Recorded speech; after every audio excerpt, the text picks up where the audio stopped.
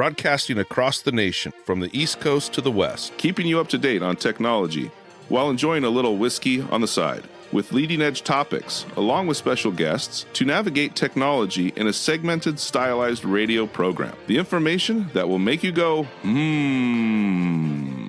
Pull up a seat, raise a glass with our hosts as we spend the next hour talking about technology for the common person. Welcome to TechTime Radio with Nathan Mumm.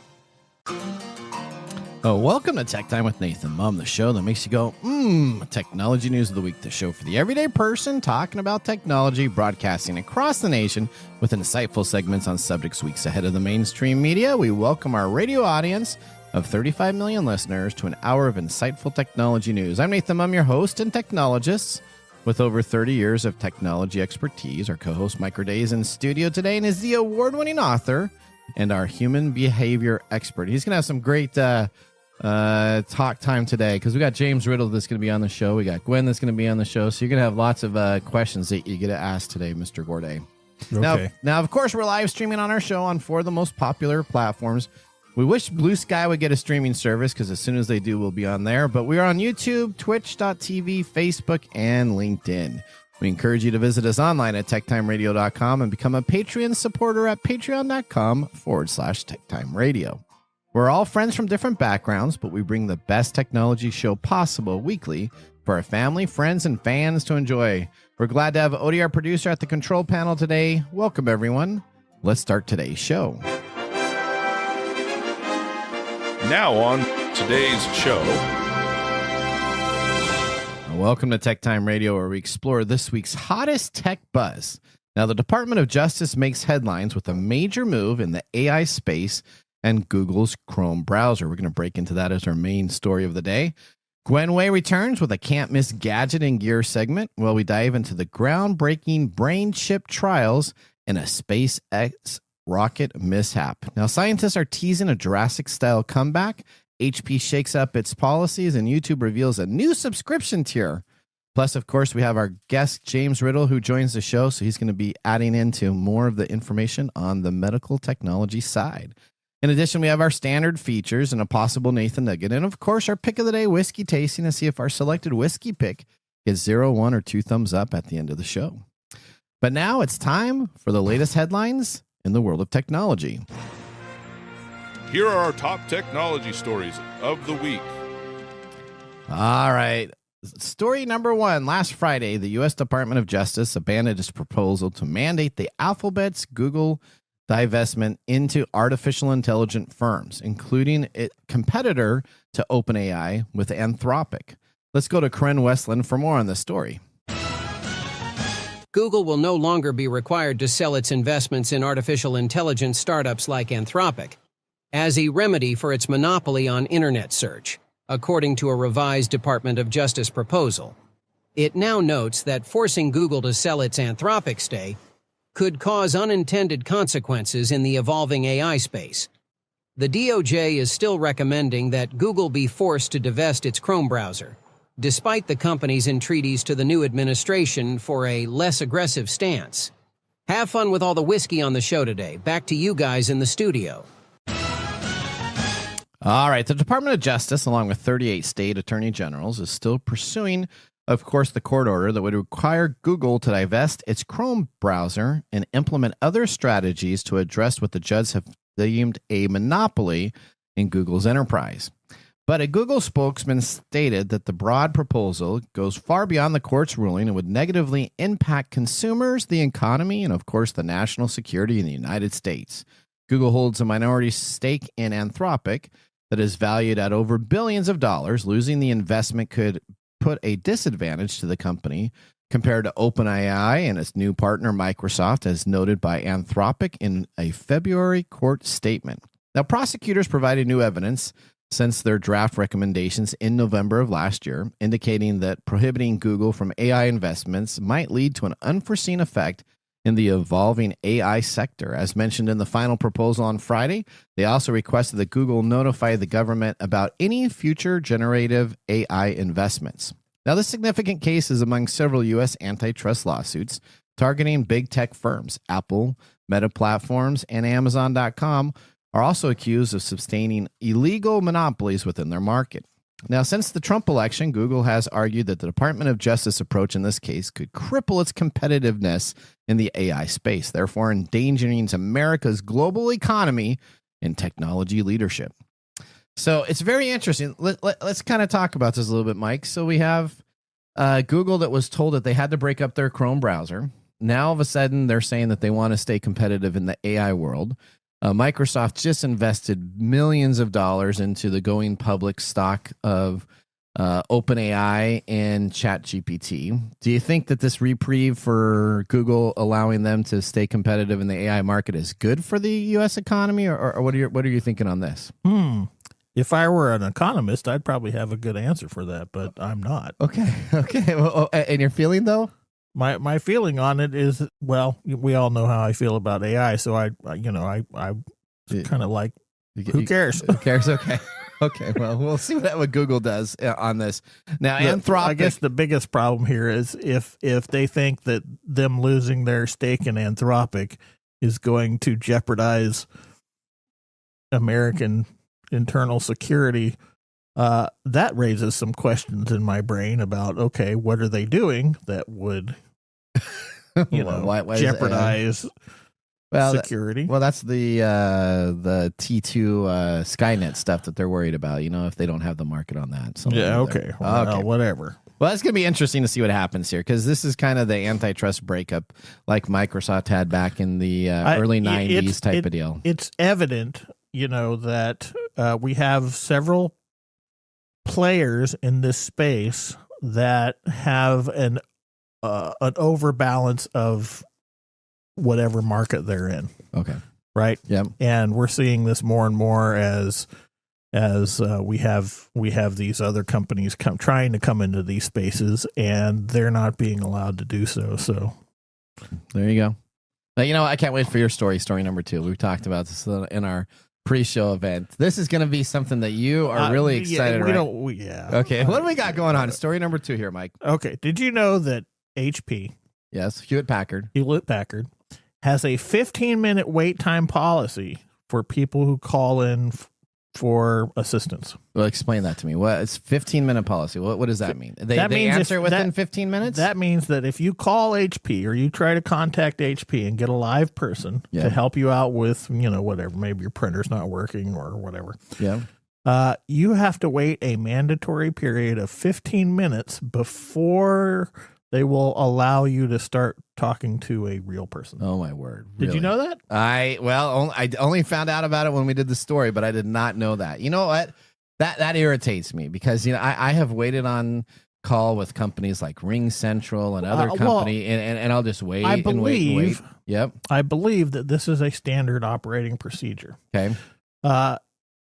They do this so that the customer is forced to look other places, like their FAQ pages or their stupid chatbot things, which I don't know if you play that game. Like, for instance, I did this, what was it the other day? I was on something and I tried to get on their chatbot and it was like not working.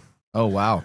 And I couldn't find any alternative numbers to this. I mean, this is one of the biggest frustrating things. However, HP Inc. last week abruptly ditched its mandatory 15-minute wait time that it poses on customers dialing up a telephone-based support team due to initial feedback. I guess a lot of people, called HP and waited 15 minutes and then blessed them out for having them wait. Okay. Yeah. This came into force for folks phoning up to call center, but soon went down like a lead balloon internally at HP when some staff on the front line, unhappy that they were having to deal with a decision taken by management who didn't have to directly interact with customers, left hanging on the telephone for 15 minutes. Now HP has abandoned this policy, but it does not say if it might return again. HP started to play a recorded message to punters ringing up its call centers that warned of a longer wait time of 15 minutes and apologized for the inconvenience, which we all know this little message that comes in, right? Yep. We're sorry. We're experiencing more than usual traffic. Okay. Yep. Okay. HP decided to inconvenience customers deliberately to make them give up and use online support. Okay. And we talked about this. We talked about this at our production meeting. This is one of the ways that companies really manipulate the customer by using what they're hoping pain, pleasure. Yeah, they're hoping that you leave. If your issue is not that urgent. That's right. They don't want you to be on the phone. They want you to solve your problem by using and I don't know how you feel about looking at FAQs, but they never answer the question that I am. So I try FAQ first, and then I try chatbot. So if I've now gone and I do actually sometimes chatbot first even, and I like the chat even though I know it may be an India person, but I like to initiate that way. I only call if I've already exhausted going to their website and searching for something, already taken their FAQ process. So having me wait another 15 minutes. And during the study, I did a little bit more research. Do you realize that 40% of people leave after 5 minutes? Yeah. So when you're on the phone call, they're hoping you drop off and that you're not that patient and you're just going to deal with it. This is the effect of applying. This is technically painful. Yeah. And human beings don't like pain, so we avoid it. This is exactly the same thing that's being applied to streaming services where all the commercials we've talked about it. Yep. The commercials that we're going to be talking, if we get to the Nathan Nugget, about YouTube has now a new premium standard that gets rid of almost all the ads. For $7.99. YouTube, but not all of them. It doesn't matter. It's the worst because it's so irritating dealing with their interruptions. Yep. That it forces people to really consider paying the money to get rid of it. It does. And it's a cash grab. Yes. And I really think this is one of the things that people should really stand up against. But, Okay. Anyway, in a memo to staff, HP said the wait time for each customer is set to 15 minutes. Notice the expected wait time is mentioned only at the beginning of the call. It was absolutely intended to test people's patience. It was all about encouraging more digital adoption by nudging customers to go online. And this is, again, you see that word nudge? Yeah. This is the wrong way of using nudge psychology. So why don't you just say, hey, if you're trying to get done quicker, we'll answer it as soon as possible. You can find these available online. Instead of just making it so you listen to music, why wouldn't you just advertise that in your call waiting thing? Well, because why would you reveal that's the reason? Well, I mean, because if you say that 2 or 3 times by minute 7 and I quit, I may actually then, if I hang up, go and take a look. Well, I don't. It's all based on Comcast actually does that. So I know, which is actually, and I've used it. I cannot stand. Okay. I'm one of those people that as the older I get, the less time I want something wasted, and that's across the board. Okay. So if I have a problem with my Xfinity, and I am forced to call Xfinity, by the time I get to somebody, I am so angry that it becomes not about my problem with Xfinity. It becomes my problem about how Xfinity handles my problems, right? Okay. Yep. Anyway, TechTime Radio asked HP for further comment, but it's probably going to take more than 15 minutes. For a response to Ching Ching. All right, story number 3. Get out your space umbrella as SpaceX rocket explodes. So let's talk about this. Have you ever thought about having an umbrella to protect you from space debris? Well, a SpaceX rocket exploded shortly after its launch from Texas last week, grounding flights and triggering warnings about falling space debris. Now, SpaceX confirmed the uncrewed ship had suffered a rapid, unscheduled disassembly. Wow, that's a blow up. That's a euphemism that really puts it in perspective. Suffered an explosion during its ascent into space and lost contact with the ground. The massive SpaceX Starship, the largest rocket ever created, spun out of control shortly after its launch. No injuries or damage have been reported, but images from the Caribbean Sea Islands nations show fiery debris raining from the sky. The furry debris. Furry debris, like furry debris. Okay, fiery. That was the that was the 8th mission. That was who was on the thing with a bunch of furries. That's right, to test the rocket, and consecutive failure. So they're 0 for 2 right now. What happens when you go 0 for 3? You just buy yourself a new rocket.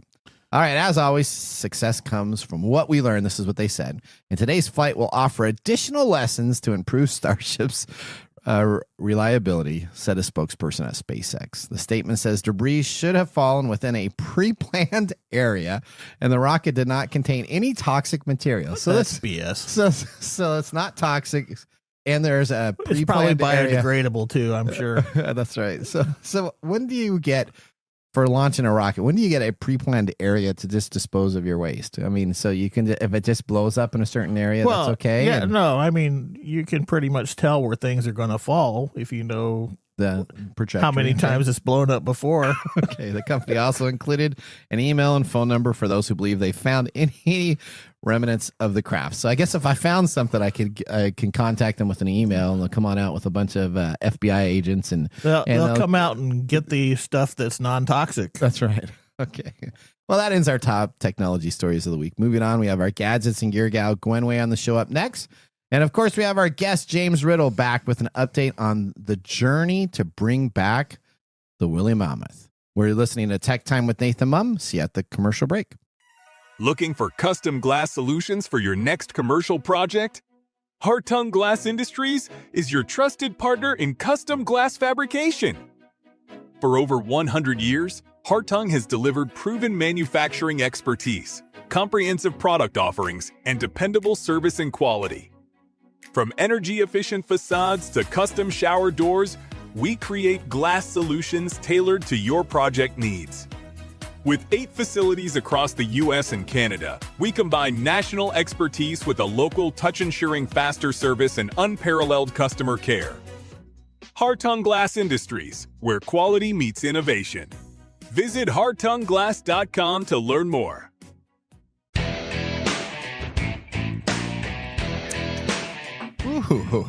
Welcome back to Tech Time with Nathan Mumm. Wow. Our weekly show covers the top technology subjects without a political agenda. We verify the facts, and we do it with a sense of humor in less than 60 minutes. And, of course, a little whiskey on the side.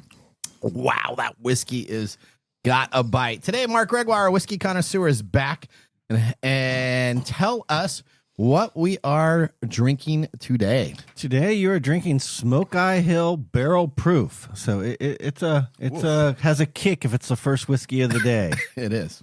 Now, from Smoke Eye Hill's website, straight from the barrel, 4-grain bourbon delivers unmatched aroma and taste in its most unadulterated form. It is crafted with a proprietary mash, resulting in a bold, full-flavored whiskey. Robust vanilla, caramelized brown sugar, honey nougat, rich tobacco, leather, and oak. Yeah, it tastes like super sweet turpentine. Boy, it's got a bite. So now you said that this is our first whiskey of the day. It's a bite. So how many whiskeys have you been drinking today? Is it not as big of a bite for Mr. Gregoire? Well, no, it's my first whiskey of the day, Okay. But my palate's a little bit more accustomed to the higher proof bourbons. Okay. But it's still, I have to sip it very slowly the first few sips. Okay. Is this a high corn? Well, let's talk about that, All Mike. right. This is a Hazelwood Spirits Company. It's distilled. It's actually distilled from MGP, but it's barreled in Colorado Springs, Colorado. It is straight bourbon, 5+ years. It's 134.2 proof. Wow. They have different batches. Wow. This particular batch is that I think proof. this is one of the highest proof whiskeys we've had on. It's on the pretty show. close. The highest we've ever had was 138 or 139. I believe. Okay. Wow. And then the mash bill, it's an unknown mash bill in terms of the percentages, Mike. So I can't answer that, but I can tell you what the 4 grains are in there. Okay. It's blue corn, yellow corn, rye, and malted barley. Blue corn. Is there a different taste from blue corn? Yes, you there think? is. Okay. Okay. Yeah. All And right. it goes for $90 a bottle. All right. It's got a bite. Now, don't forget to like and subscribe. In addition, please comment. Let us know if you have a whiskey you want us to review. Drink responsibly, because heaven can wait. That's right. All right. Well, with our whiskey tasting completed, let's move on to our feature segment. Today, we got Gwen Way joining the show. She's an expert in cybersecurity during the day and a game board geek. Wow, that is a lot of proof. Game board geek in the evenings, as well as a producer of TechTime Radio and our gadgets and gear gal. Let's get ready to bring her up on our Comcast video stream to start our next segment. What's new in our gadgets and gear? All right, Gwen, let me tell you. Woo-wee. Be careful driving with this whiskey. Anything anything that gets that much of a reaction off the first sip, wow. Well, it's that's 160 proof, right? I mean, No. what No, does it it's say? not. It's 134. 134. Yeah. Sorry, 134. Well, it could be. Yeah. I mean, Yeah, wow. you're not buzzing yet, buddy. I'm not buzzing yet. I will be by the end of the show. Unless you were part. Wait till we get to James. I'll be like, hey, how are you doing, James Riddle? Yeah, no, okay. All right, Gwen. We always love having you on the show. Now, tell us a little bit about yourself for any of our new listeners. Tell us what you do in your day job and what you're doing for us today. Certainly. I've got about a quarter century of technical experience at this point and have dug into cybersecurity. Okay. It's fascinating, it's tough, and it's super important. So anybody out there who doesn't care about it, maybe you should start. That's right. Absolutely. Cybersecurity. You know what? We need to be a little bit more aggressive. I don't know why we're not aggressive against Russia right now, but that was another whole segment. All right. So tell us, Gwen, you have a new gadget for us. What do you have for the listeners today? Well, a couple months back, we did a translator app that you could get that would allow you to download translations and talk on the fly, on the go. I've got something like that also gives a little bit of added benefit. Okay. So this gadget is called the Monoise PG3 or PG2, excuse me. Okay. It's available on Kickstarter, and it's a combination of a headset, so earphones, that also connect to an app on your phone to allow for some translation. Okay. So it would translate directly into your ear. All right. So it goes, oh, your cat's joining us on the show. Good. Hey, she is. Oh, yeah, she is. there you go. Okay. So it's called, it's MON, so OISE, so MO noise is what I kind of got it taken care of. So explain to us this translation aspect of it. So there are regular earbuds first off, right? So there are. Correct. Okay. You can connect to your iPad. You can listen to movies on an airplane. Any of the normal things. What this does is it combines all of that functionality with an application on your phone that uses ChatGPT Okay, we like to that. translate and also record. So you can save conversations. You can write a document by reading it out loud. You can use ChatGPT in all the ways that you normally do, just through your ears. All right. So I was over in Japan just a couple months back. And translation over there, thank goodness, they mostly know English. But there were a couple times when we went off the beaten path and in some of the smaller cities, and we would go to a restaurant. We really couldn't translate. So we had to type in information into Google Translate, and then we had to show them what it was. And then they would talk back, and then Translate didn't work very well. This has the opportunity to do what uniquely on translations?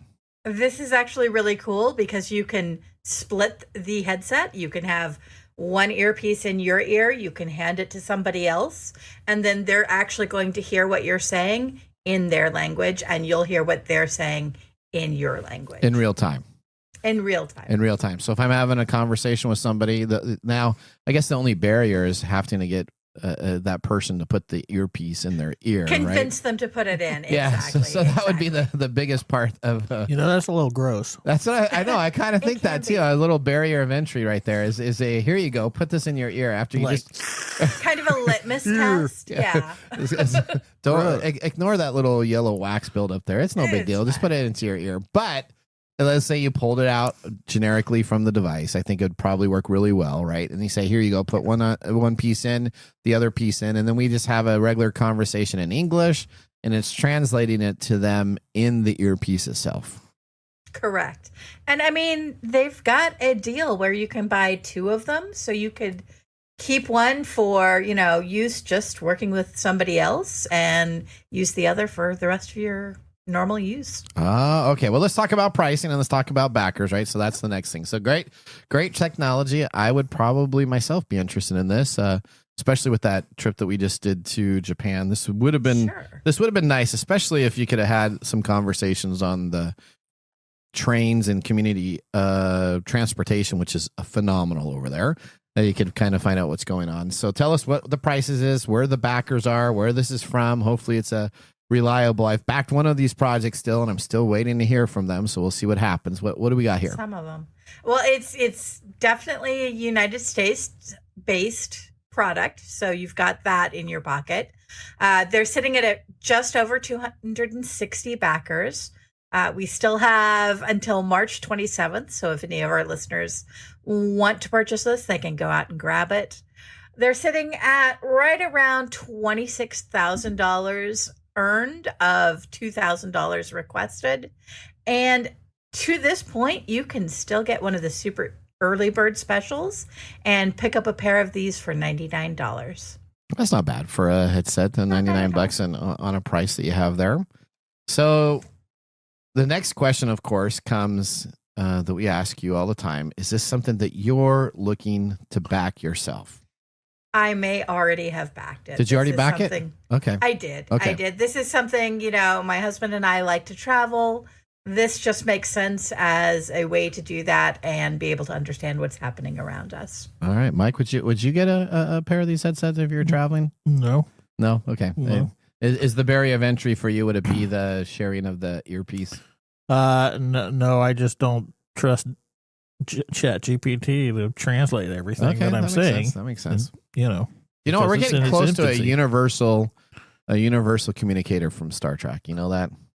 I'm looking Yeah, forward. I'm real sure. I was all of a sudden you just put on a little pin and you're going to hear it in one way, and the Yeah. person So what hears the other. happens? What happens when it can't understand local dialects? What happens then? Well, it says it. How many languages does it say it support, Gwen? How many does it have? Over 100. Over 100. Over 100 languages, but those are base languages. They're not dialectical. You're right. True. So true. if I go And- into the interior of Japan, like Bohunk over here, Or even Louisiana. or even Louisiana, Yeah. Yeah.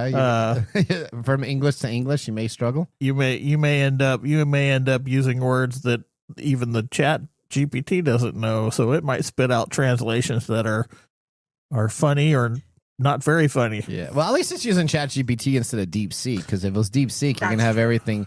All of a sudden, you'd have a communication, and in the thing, you'd be say China is the best out of whatever thing that Yeah. you did. Well, this is actually one of the ways that I can get on board the AI train. Okay. Is with this type of stuff, but until it's tested enough to work well in all these situations, it's still a problem for me. Now I'm just reviewing this. I guess I was dogging on DeepSeek, but I guess it also works on DeepSeek R1. Is that? It can use. Oh, so I guess if DeepSeek, you want to yeah. have the Chinese filtered AI stuff, you could put it in there too. Well, and then that it's way. going to just run around saying, "I'm sorry, I don't have the ability to talk about that." That's right. It's Like, where's the Just bathroom? start I'm asking sorry. about Chinese history. You'll be okay. Yeah, where's the bathroom? I'm sorry, I don't know where Gwen, that is there any talk? So you said it's an earbuds that comes with it.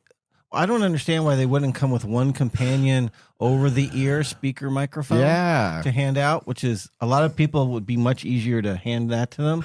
I'm not going to hand an earbud to a stranger. Yeah. Okay, See that? but you're That's not fair. thinking about the portability of it. You can have these tiny little ones. Yeah, you can That's do a why little Bluetooth. you can get really handy alcohol wipes to hand out with it. Exactly. I don't want to waste my alcohol, Mike. Oh, that's right. Well, you're not supposed to be sucking Well, you're on not those, using buddy. the whiskey. That's right. All right. Well, But that does bring up an option.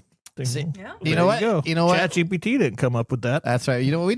We need to come up with our own TechTime version of this, because I totally agree. I think the earbud part is the limit to having that to give to somebody. Even if I was coming out of the container and I say, here you go, put it on your ear, I'd be kind of But if you had in a way that you could put like one of the jaw. What do you want? Like induction. sophomoric and childish ways of dealing with things? No, they have those jaw speakers that you kind of just put on the outside and you can still hear it through your bone density. Now, if you had something like that where you could just kind of put it around, but I guess it's not portable. So I guess, you know what, we're trying to solve a circle. I'm with excited. that But I'm like Mike. I'm a little hesitant now, but I'm really looking forward to these as they develop, because it's not just for personal use, for traveling, for vacation. This is a strong companies can use this too for businesses. great for We're business, actually yeah. having a And you could watch foreign movies without the subtitles. Without the dub version. Actually, you know what? That actually is worth it right there. I hate reading movies, so if I could actually listen to it. Somehow I find it difficult to believe that you actually watch foreign movies.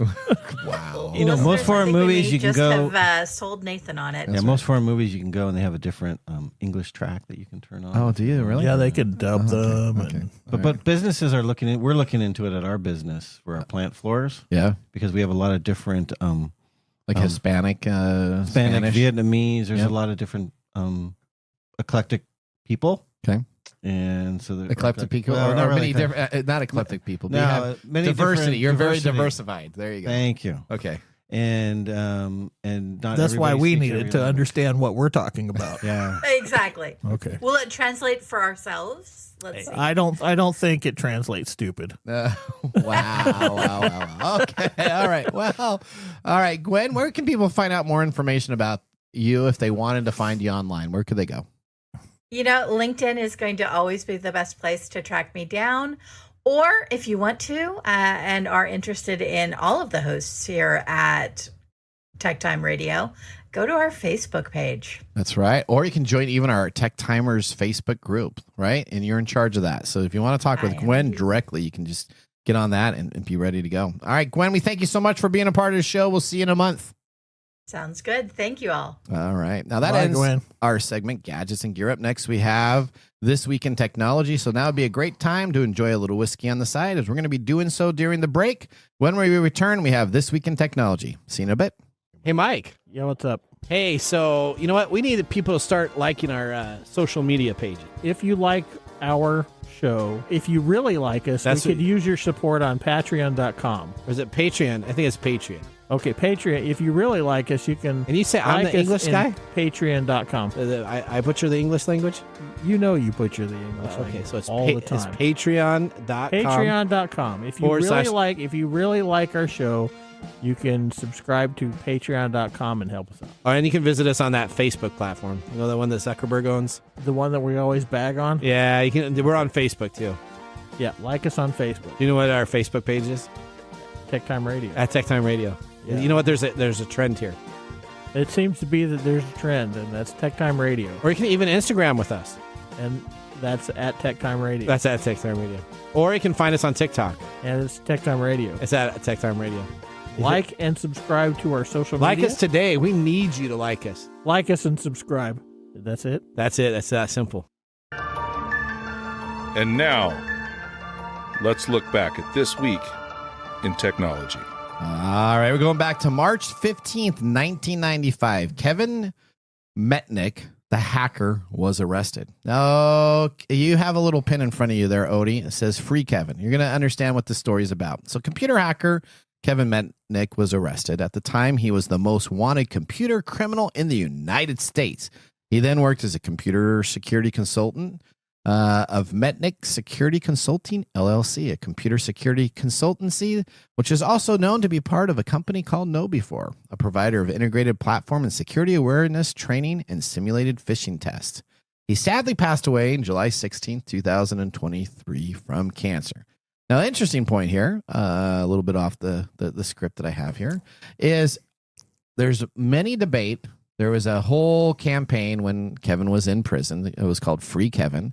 And it was a bunch of people that were saying that computer hackers shouldn't be held to the same standard as some of the security processes were for enemy of the state and other aspects of hacking. Kevin Metnick is known as the godfather or the main person of hacking in the 80s and 90s. But my question for everybody that's listening today is the computer hacker that gets caught as good as the computer hacker that does not get caught? So that's been an ongoing conversation on the dark web and other places where Kevin Metnick is known as kind of the big name that was arrested and he was this great hacker. But if you get caught, does that mean you're as good as somebody else, or does it mean that you didn't completely have your tracks covered? So just think about that. That was This Week in Technology. If you ever wanted to watch some tech time history with over 230 plus weekly broadcasts spanning over 4+ years of video, podcast, and blog information, you can always visit us at techtimeradio.com to watch our older shows. Specifically, you're going to want to go back and watch a show that James was on, because we're going to be talking about part 2 of that today. Now we're going to take a commercial break. When we return, we have our Mark Mumble Whiskey Review. See you after this. Hello, my name is Arthur, and my life's work is connecting people with coffee. Story Coffee is a small batch specialty coffee company that uses technology to connect people to each product resource, which allows farmers to unlock their economic freedom. Try our Medium Roast Founder Series coffee, which is an exotic bourbon variety that is smooth, fresh, and elegant at storycoffee.com. That's STORI coffee.com. Today you can get your first bag free when you subscribe at storycoffee.com with code TechTime. That's STORI coffee.com. The segment we've been waiting all week for. Mark's Whiskey Mumble. Boom, boom, boom, boom, boom. I have a bone to pick with you. All right. Last week's day, the grammar day. I got a lot of ribbon online for that. So let me just tell you, we're trying to be really positive now. So hopefully we're not doing an additional ribbon. I'm positive that you don't grammar well. That's right. Okay. So March 11th, I am positive you have never celebrated this day. Okay. What is this? National Organize Your Home Office Day. See, now we're going to bang on you somewhere else. Wow. Oh, look at that. Is it true? Look around. Well, okay. His whiskey thing looks pretty organized. organized. Yeah, but he didn't do that. Oh, that's right. That's His also son not did a that. home office thing. And his wife. Okay. Yeah. All right. Your wife organized the wife and his son. bar. She probably did. Yep. She probably did. She did. Now, just so you know what this day is about, since you have no clue on it, Nathan. Okay, wow. This is a day to clean up the mess as accumulated in your home offices and to establish a productivity and healthy working environment at home. If you've been putting off organizing your files and clearing that tiny area where you work every day, now is the time to do it, Nathan. That's a little wrong-sided there, buddy. Thank you, Mike. You're defending me. I haven't had this happen in a while. I appreciate that. Yeah, I'm on board with that because I have a disorganized area. Okay. If my area is too organized, it freaks me out. I have to have a disorganized area in order for me to work. Sounds like you need some counseling, Mike. No. No, that's not how it works, buddy. All right. Tell us about the whiskey. It's just a different way of organizing. That's right. Well, let me tell you about some people that are highly organized in All right. Arizona's legendary Smoke Hill area. Okay. During the era of American Prohibition, Smoke Eye Hill and its surrounding emerged as a secluded haven for bootleggers. Here they crafted and distilled their illicit spirits, attracting a clientele that extended to the glamour of Hollywood. Legend has it that a Prohibition agent with ties to the area would discreetly tip off the community about their arrival. In response, the moonshiners of Smoke Eye Hill and the surrounding areas hung bells on the necks of roaming mules as a way to warn of lawmen rounding the bend. Oh, okay. Now so the mule would run and then the bell would go off? Yeah, exactly. So when they heard the bell going off, they knew the law was close. Okay, that's cool. It's pretty organized. Yeah.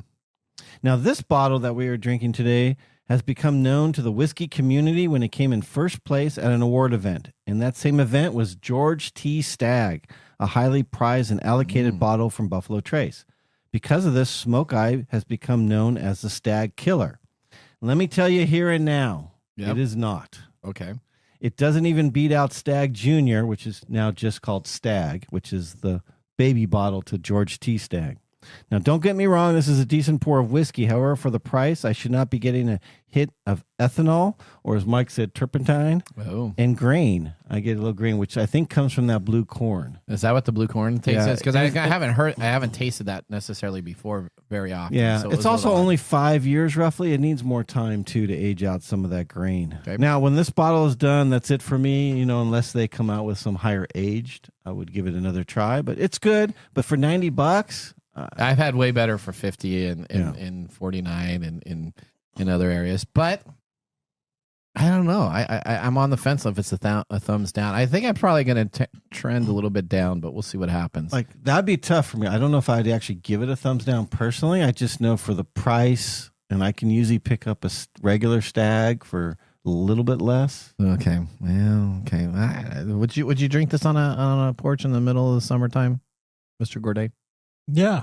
Okay. All right. Okay. There you go. All right. Well, Whiskey and technology, a great pairing, just like James Riddle and our technology updates in the medical field. Now we're going to move on to our next segment. Goodness, You like what that? a shill. There you go. James has been a long-time contributor to the program. James is our special guest here to talk about what's going on in the medical research and innovation. He has spent the last 25 years working in clinical research fields and lends his expertise to our audience to help break down what's going on in the world of research. You can also follow him on LinkedIn. Let's start our next segment with James Riddle. Welcome to the segment we call Ask the Experts, with our TechTime Radio expert, James Riddle. All right, James, welcome to our show today.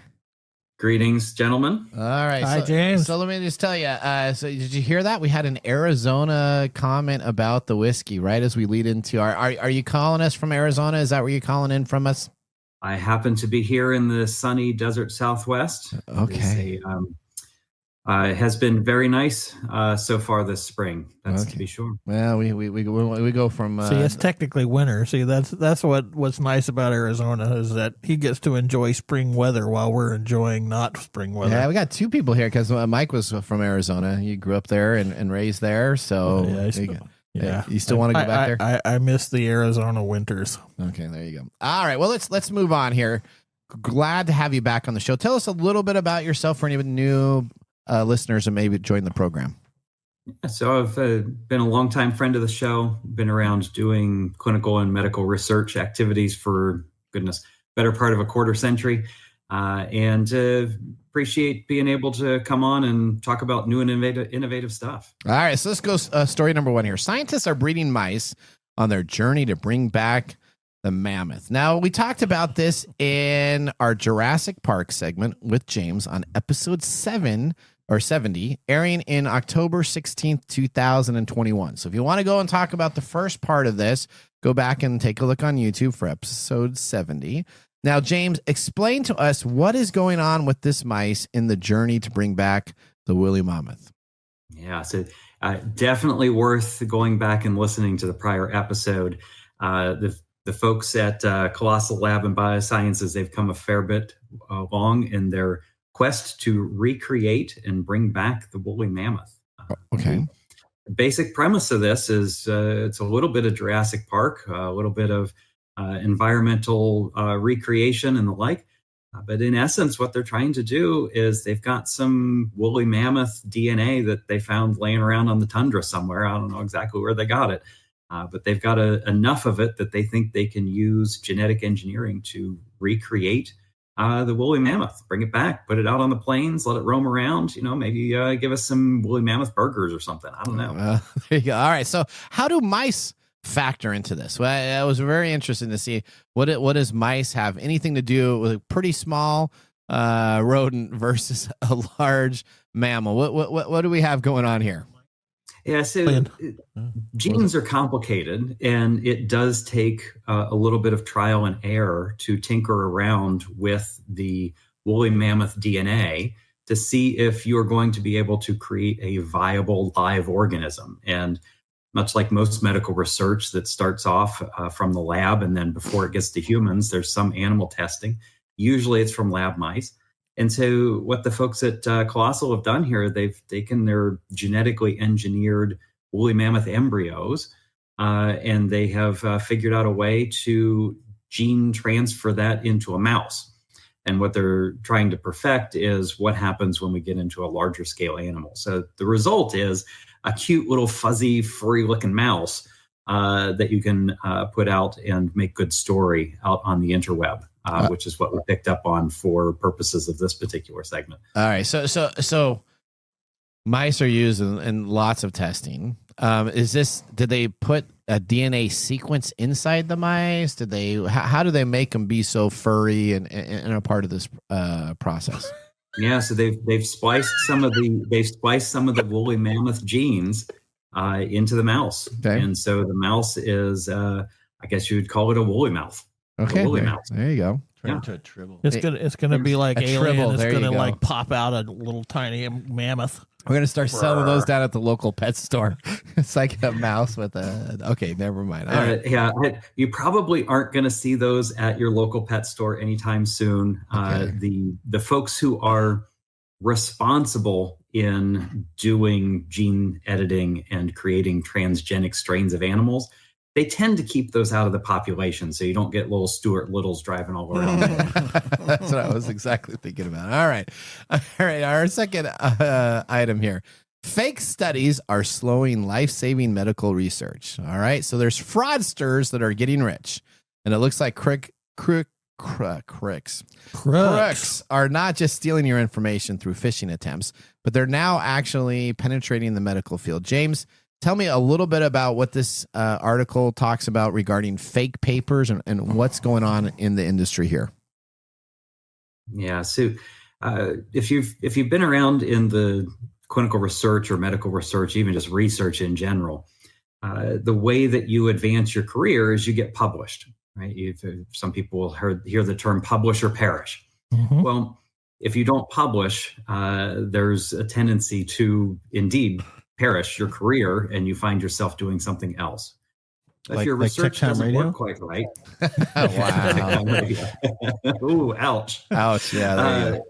Yeah. So what's been going on is that as there's been more and more pressure to develop new and innovative things, and the pace of research is accelerating, not surprisingly, some people are fudging their results. And the detection mechanism for being able to get into a published journal is that you get the journal editors reviewing your paper, and they're supposed to be able to detect fraud or maybe fabricated information.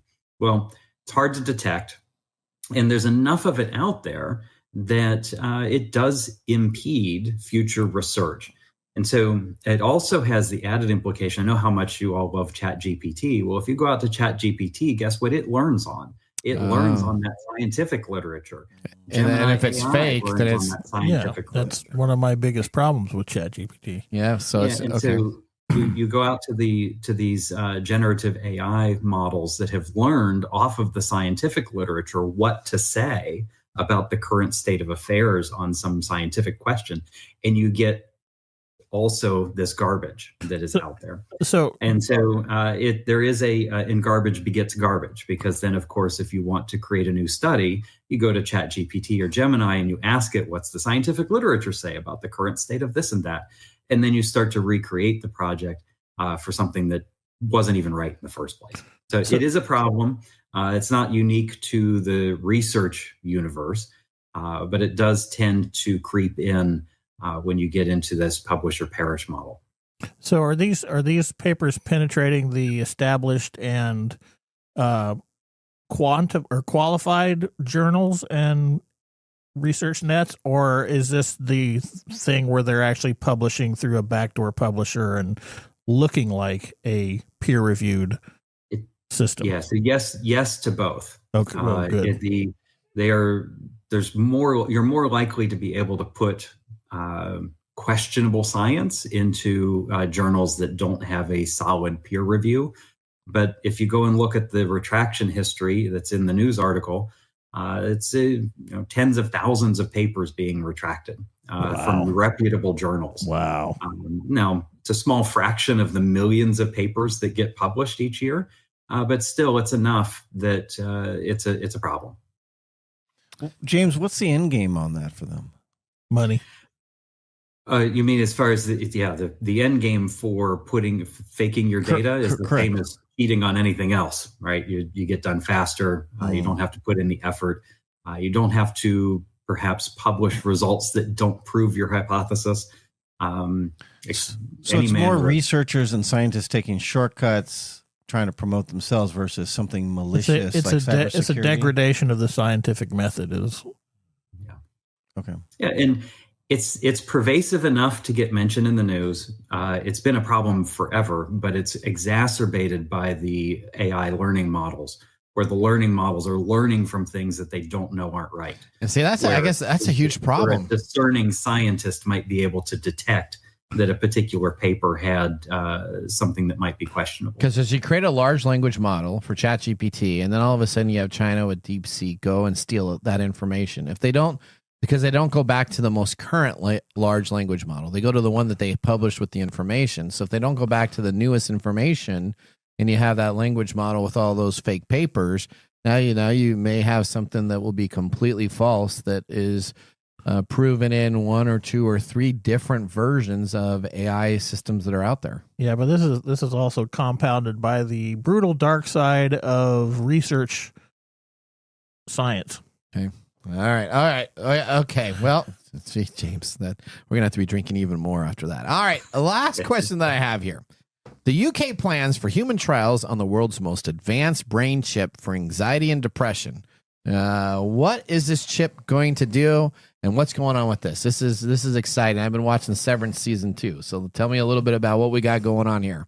Yeah, so if you're a Severance fan, this will resonate. Okay. So if you after the down article we talked about with the fake papers, this one's actually super cool. Okay. And so the folks at Forest Neurotech have devised a new type of brain implant that uses targeted ultrasound to change your behavior and your mood.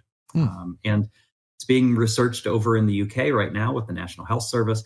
And unlike most of the other neuro implants, so you've heard of Neuralink from Elon Musk and all that, this one doesn't have to penetrate into your brain matter in order to work. It sits inside the skull, and it uses a brain-computer interface. And what it does is it uses targeted ultrasound in various parts of your brain to change your mood and your behavior. It's a less invasive way to impact people's health. Rather than drugs or surgeries or implantable brain implants. If you've ever been to the Seattle Science Center, okay, yeah, I suspect that many of the listeners in the Seattle area have. They have this game there where you put on a cap, and then the person on the other side of the table puts on a cap, and you basically think the ball across to the other side of the table. That's using this basic technology, although the folks at Forest Neurotech have figured out how to make it really small and much more accurate, and put it inside, underneath the skull, but not in your brain matter. Super cool. All right. Well, great. That's a huge leap in technology over Musk. Yeah. Well, yeah, it would be, because if you don't have to go in and start attaching stuff to the skull itself and you just put it underneath, that would be perfect. Or crash rockets. All right, James, we're out of time. Tell us how people can get in touch with you offline after the show. And we got to have you back because we have one subject that we didn't get to talk about that I think would make great for our next time. All right, how can people contact with you? Yeah, you can connect with me on LinkedIn. Just go look me up there. That's where I do all of my social media such. Okay. All right. James, thanks for being a part of the show. If you want to go back and hear all about the woolly mammoth, you can go to episode 70, aired on October 16th, 2021, and find out what we got going on for there. We thank James so much. Yeah, he's one of my all-time favorite guests you have. We like James. James is fantastic. So, all right. Well, now we're going to move right now into our last commercial break. When we come on back, we have our Nathan Nugget. We'll see you after this. How to See a Man About a Dog. It combines darkly comic short stories, powerful poems, and pulp fiction prose to create a heartbreaking and hilarious journey readers will not soon forget. Read How to See a Man About a Dog, Collected Writings, for free with Kindle Unlimited. Ebook available on Kindle, print copies available on Amazon The Bookpository, and more. This is your Nugget of the Week. All right. YouTube is expanding its pilot program for its new Premium Light subscription in the United States. The company announced last week that the prices for a $7.99 per month plan instead of the $13.99 will allow you to skip most videos without ads, including gaming, fashion, beauty, news, and more. But if you're listening to music, it will not be ad-free. Are you interested in spending a little less at $7.99 per month to skip through commercials on YouTube? Mike? Bad YouTube. All right. Mr. Greg, why would you do that? No. All right. Neither would I. So best of luck for your guys' non-premium ad music, whatever you're trying to do. All right. Let's now move on to our pick of the day whiskey tasting. And now our pick of the day for our whiskey tastings. Let's see what bubbles to the top. What we are sipping on today is Smoke Eye Hill Barrel Proof. It is a straight bourbon, 5+ years. This batch is 134.2 proof. It's a mash bill of 4 grains, with one of them being blue corn, and it is $90. All right. And we think the blue corn adds to that little kind of turpentine taste. Not the turpentine, more of the grainy. The grainy sweet taste. Sweet. Yeah. All right. Well, I'm going to give it a thumbs down. Wow. You know what? The price point, if I throw in the price point in there, I just think there's a whole lot better that I've tasted. And I don't know if I would, I would have a $50 bottle of something I enjoy versus a $90 bottle of something I wouldn't. So I'm saying thumbs down. What are you going to go with, Mr. Gorday? I'm going to give it a thumbs up. Okay. I agree with both of you. So without the price, it'd probably be a thumbs up for me. Okay. But with the price, it goes thumbs down. It goes thumbs down. All right. Well, there you go. Well, we appreciate all of our listeners that joined our program today. We had both our guests, James Riddle and Gwen Way, joining the show. So it should be great segments for everybody to talk about. Mike, we're about out of time. We want to thank our listeners for joining the program. Listeners, we want to hear from you. So visit us at techtimeradio.com. Click on the Be a Caller and ask a question on technology in our TalkBack recording system. We wanted you to remember that the science of tomorrow starts with the technology of today. We'll see you guys next week. Later. Bye-bye. Thanks for joining us on TechTime Radio. We hope that you had a chance to have that moment today in technology. The fun doesn't stop there. We recommend that you go to techtimeradio.com and join our fan list for the most important aspect of staying connected and winning some really great monthly prizes. We also have a few other ways to stay connected, including subscribing to our podcast on any podcast service, from Apple to Google and everything in between. We're also on YouTube, so check us out on youtube.com/techtimeradio, all one word. We hope you enjoyed the show as much as we did making it for you. From all of us at TechTime Radio, remember, mum's the word.